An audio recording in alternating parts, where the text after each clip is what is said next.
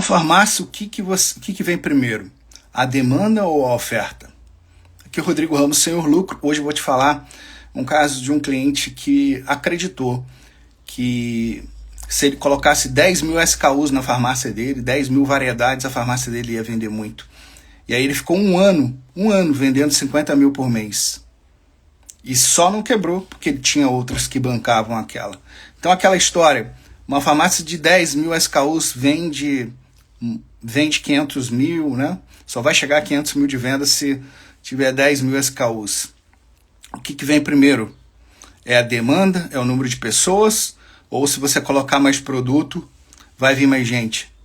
Então, se a tua farmácia ainda não está estruturada para estar trazendo gente através dos canais de venda que você estruturou, colocar um mix de 10 mil SKUs não vai resolver o problema.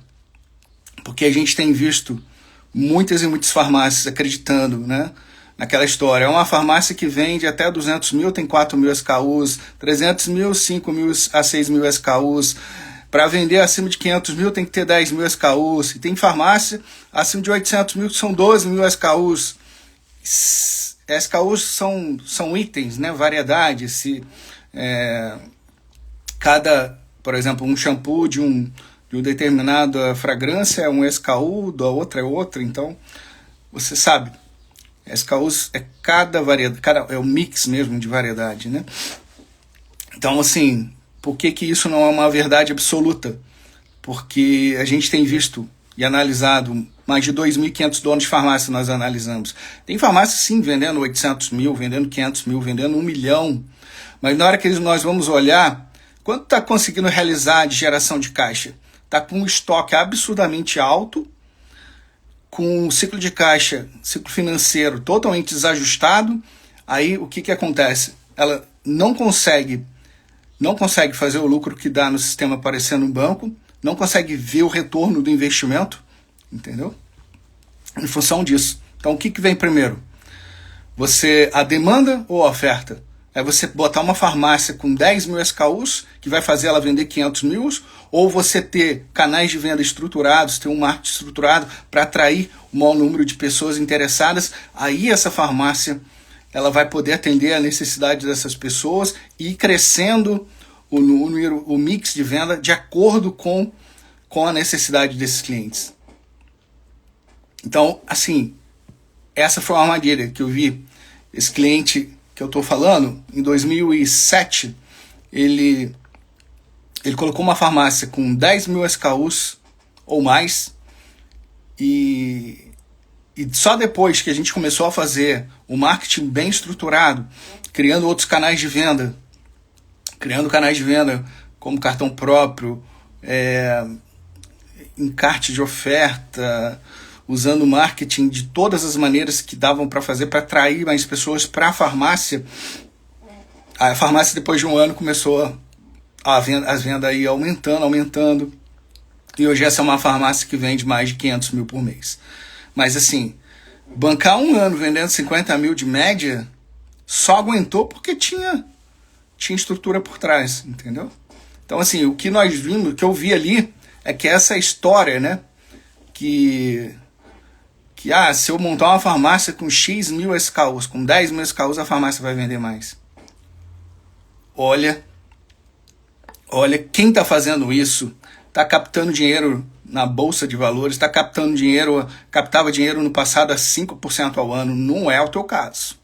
Não é o teu caso. Uma farmácia de rede aí, das grandes redes, ela não tem necessidade de gerar caixa, de ver o retorno do investimento ali.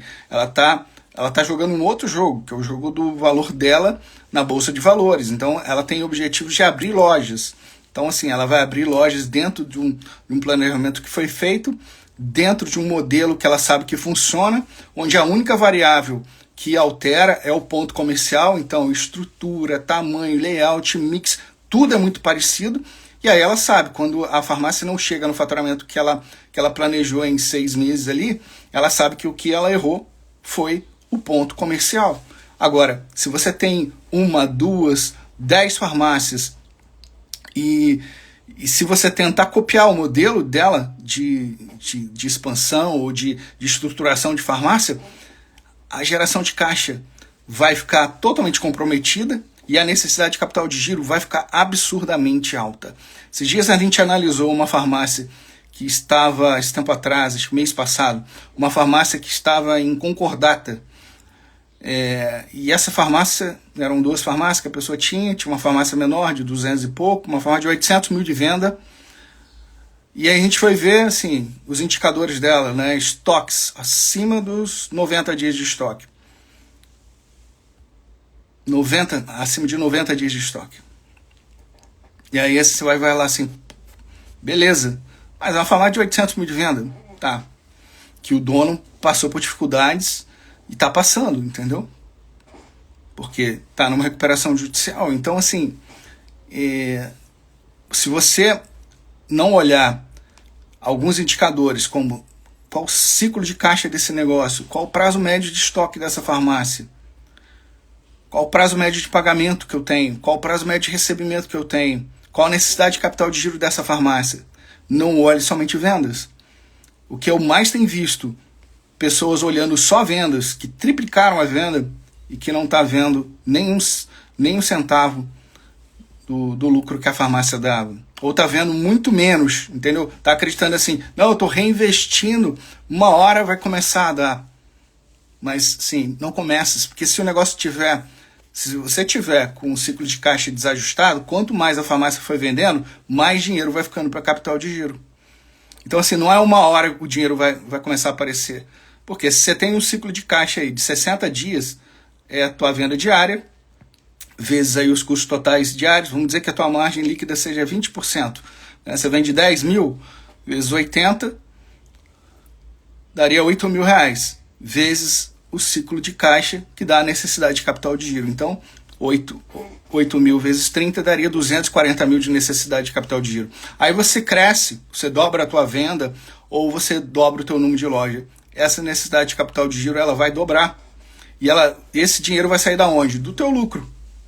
Então, se você tem uma farmácia estruturada, onde o giro dos estoques é bem maior, bem mais rápido, que você consegue ali um prazo de fornecedor que compense esse estoque, e você tem ali parcerias para poder garantir que, no caso da necessidade, consiga trazer a valor presente esse prazo de recebimento. Por exemplo, se você tem 45 dias de média de fornecedor e você tem um estoque de 40 dias, 35 dias, você está tranquilo, porque você vai ter ali um prazo médio de recebimento, mas isso, existem parcerias aí que você consegue trazer a valor presente, você consegue descontar, né, no caso de uma necessidade, esse parcelamento ao cliente, né? Então você consegue fazer o ciclo de caixa zerar. E aí, num crescimento de venda, você não vê o que ocorre na grande maioria, que é, tô crescendo venda e aí tá dando um lucro aqui no sistema que não tá aparecendo no banco, porque estaria ficando ali para bancar a operação. Então, essa é uma grande armadilha, entendeu? De achar o que vem primeiro, né? É o ovo ou a galinha? O que vem primeiro é a demanda ou é a oferta? Se eu botar uma oferta aqui de 10 mil SKUs na minha farmácia, ela vai vender mais. E essa que eu te contei, a história de um cliente nosso que, antes da gente começar a fazer um trabalho, ficou um ano, uma farmácia de 10 mil SKUs vendendo 50 mil de média. Por quê? Porque acreditou na história que se você lotar a farmácia de variedades de SKUs, somente isso seria necessário para levantar a venda. Enquanto ele não começou a estruturar os canais de venda, estruturar o marketing dele para trazer mais gente, pessoas novas que ele ainda não atendia, e formas de estar aumentando o número de necessidades que essas pessoas que ele já trazia, e conhecer as necessidades deles para ir aumentar o mix de acordo com o público que ele queria atender, do bairro que a farmácia estava, a farmácia ela não avançou. Ela ficou um ano vendendo 50 mil reais de média. Isso no ano de 2007, né?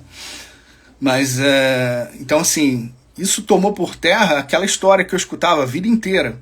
Uma farmácia de 10 mil SKUs, ela vende 500 mil. Uma farmácia de 12 mil SKUs, ela vende até 600. Porque as pessoas, elas olham pelo resultado final. Elas analisam uma farmácia de 300 mil de venda e falam, ela tem 6 mil SKUs, por isso que ela não aumenta a venda. Se eu botar mais 2 mil SKUs aqui, a venda dela vai aumentar 100 mil.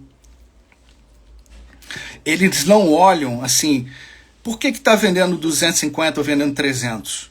É o ticket médio que está baixo, que é o preço médio dos itens vezes o número de itens que os clientes levam, é o número de atendimentos que está baixo, é a conversão que está baixa, está atraindo pouca gente. Então, assim, tudo isso influencia, porque se você está vendendo 250 mil e você faz 5 mil atendimentos a 50 reais, você está vendendo 250 mil.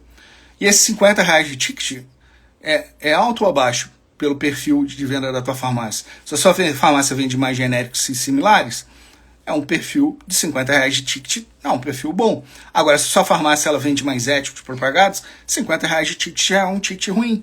Então, tudo tem que se analisar.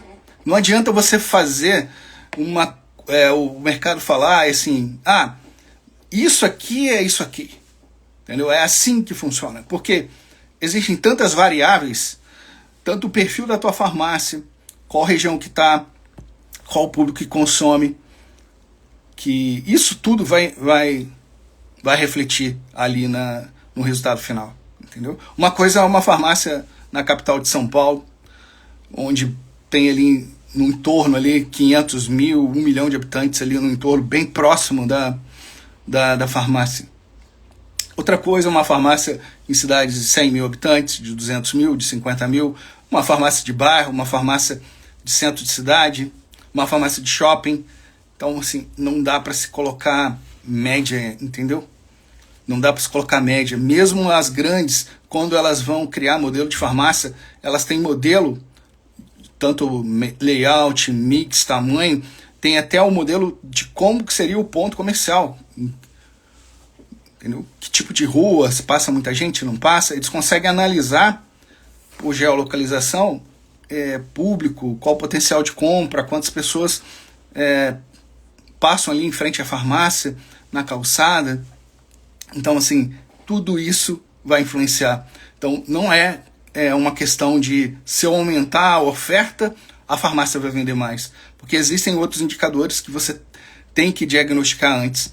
Às vezes a farmácia está atraindo pouca gente. Às vezes a farmácia está atraindo muita gente e a conversão está ruim. Às vezes a farmácia está vendendo muito com um ticket muito baixo. E esse ticket muito baixo não é porque está vendendo poucos itens por cliente, mas porque está vendendo produtos de baixo valor agregado só. Entendeu? Então, assim, tudo isso faz parte de uma análise. Não é simplesmente, se eu aumentar o meu mix em mais 2 mil itens, a minha venda vai crescer. O que a gente tem visto? Pessoas fazendo isso e até ultrapassando aí 800, 1 milhão de reais, só que na hora que vai ver assim, tá conseguindo gerar o lucro nos bancos todos os meses? Não. Não tá. Entendeu? Não tá. E isso aí, para quem tem de 1 até 20 farmácias, não vai para a Bolsa de Valores, não vai vender essa farmácia pelo valor que ela vale daqui a 10 anos, 20 anos. O teu jogo é o jogo de quanto essa farmácia gera de caixa para você nos bancos a cada 6 meses, a cada ano, quanto que essa farmácia gera de riqueza para você. Então, se você quer conhecer como farmácias estão fazendo de 100 mil a 1 milhão a mais nos bancos do que fazem hoje, com um método comprovado que já ajudou a gerar mais de 200 milhões no bolso dos nossos clientes, mande lucro aqui. Nós vamos fazer um diagnóstico gratuito da tua farmácia, onde nós vamos te mostrar qual o potencial de geração de caixa da tua farmácia em 6 meses, por que você não está conseguindo chegar nesses números, e você vai sair dessa sessão com um plano simples e comprovado e com mais gás para você buscar o resultado que você merece. Manda ver.